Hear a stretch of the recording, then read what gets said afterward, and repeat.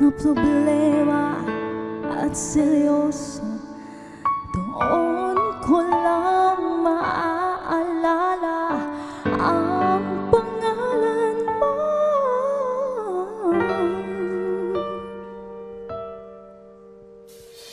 Lord, patawad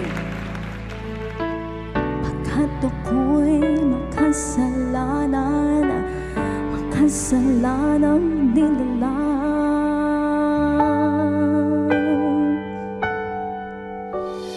Oh, yeah.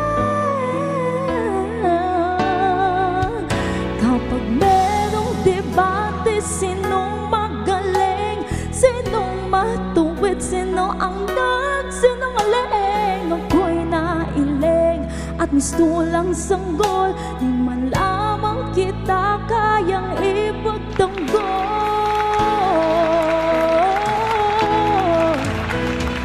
Lord, the Lord, the Lord, patawad. Lord,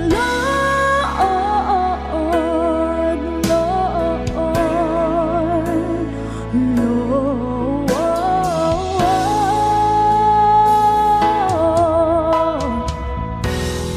da-da-da-da. Puro ako salita at dada. Nagduda ako sa kakayahan mo, di ako nararapat sa'yo. Masyado akong mapagmalaki, pero kahit kailan di ka naghiganda. Hindi naghiganda.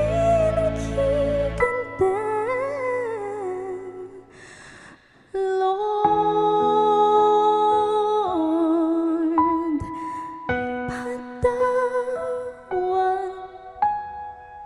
pagkat ako'y makasalanan, makasalanang nilalang.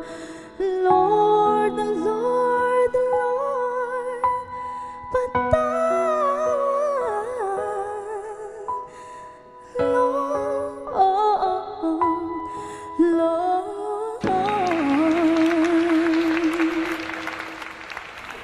There you go! Wow, Jamaica! Ang galing! Kumanta! One of our own sa PTV din Yes sa po. Jamaica. You're a writer, di ba? Yes po, sa PTV Sports. Ang saya naman sa sports. may magaling kumanta. Ayan, so paano ka ba nagsimula at paano ka na-inspire na kumanta? Actually, yung family ko po, mahilig po sila kumanta sa video. Friends in the family. Yes po, and yung ate ko po, she's also a singer. You can use the microphone. And then, nung 10 years old po ako, nag-join po ako ng choir po sa school namin. And then, nung nag-high school po ako, nag-enroll po ako sa isang music school po sa Antipolo. Kaya pala. And then, doon po nag-start na kumanta po ako sa different events and occasions and sumali po ng singing contest. At saka ang ganda nung kinanta niya, Lord, patawad. Parang Ano? naiyak na ako kanina. Parang naramdaman ko yung mga kasalanan. Kailangan tayo humingi ng tawad na kanina nandiyan si Father Arlo. But ito, Jamaica, no? Sino yung mga iniidolo mong artists or singers? Oh, actually, I'm a huge fan of OPM's artists po. Pero siguro yung pinaka nag-inspire po sa akin is si Kyla po and si Elaine Duran. Kasi gusto ko po yung style nila sa pagkanta, sa R&B, gano'n. Oo, parang may maalakay Oo nga, oo nga, yung kanyang shifting from natural from natural Sample nga. Sample from natural voice to falsetto. Ang galing. Thank you Oo, po. so nagwi-whistle ka rin. Kaya mo. Sa ngayong umaga na mag-whistle ka nga. Kaya mo, Misa. hindi ko na po napapractice. Oo. Next time. Pero ano yung mga balak mo pa? But you're a writer and also passion mo rin yung pagkanta. So balak mo ba pagsabay nitong dalawa? I-pursue pa also yung singing? Actually, kapag wala po akong work, nagigig po ako in weekend, ganyan. Kumakanta po ako sa mga coffee shops, sa mga different events po. And then, I'm looking forward na sumali rin po ng Singing contest. singing contest Why po sa not? PTV next year.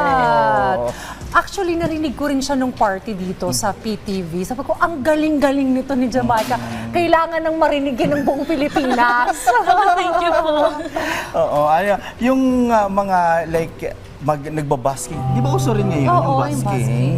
Na-try mo na ba yung Sa gano'n? ngayon, hindi ko pa po na-try. Pero yung acoustic gig po, ganun sa mga coffee shop, ganun po. Nagiging po. But now, meron ka bang coach, vocal coach? Yes po, nanonood po siya. Talaga? Sino? Hello po, Coach Jackie Habana. Uy, Nakatutok po siya. Ay, coach mo naman kami. Oo, sama mo naman kami dyan sa lineup mo. Pero ito, ano yung kunwari advice mo sa mga aspiring singers out there din na kunwari mayroon din silang multiple jobs, ano, would also like to follow your path, ano, na maraming mga passions din na pinagsasabay-sabay. Sa mga aspiring singers, tuloy-tuloy lang. And enjoy nyo lang po yung journey nyo or passion nyo sa pagkanta. And of course, in everything you do, do it with love, with passion. And of course, always stay humble po. Mararating din po natin yung pangarap na ating inaasahan. Ayan. Ano ba ang mga social media mo? Okay. Meron pa akong Instagram and Facebook, Jamaica Bayaka. And pwede po bang i-promote yung acoustic band ko po? Sige. Ayun, Habana Acoustics po sa TikTok and sa Facebook po. Ayun. Havana Acoustic. Next time, isama mo na yung buong acoustic sure, band mo dito, Ayan. no? So maraming salamat sa Thank you so pagbibigay oras sa amin this Friday morning, Jamaica Bayaka. Our very own from Yes. PPV Sports. Thank you, Jamaica.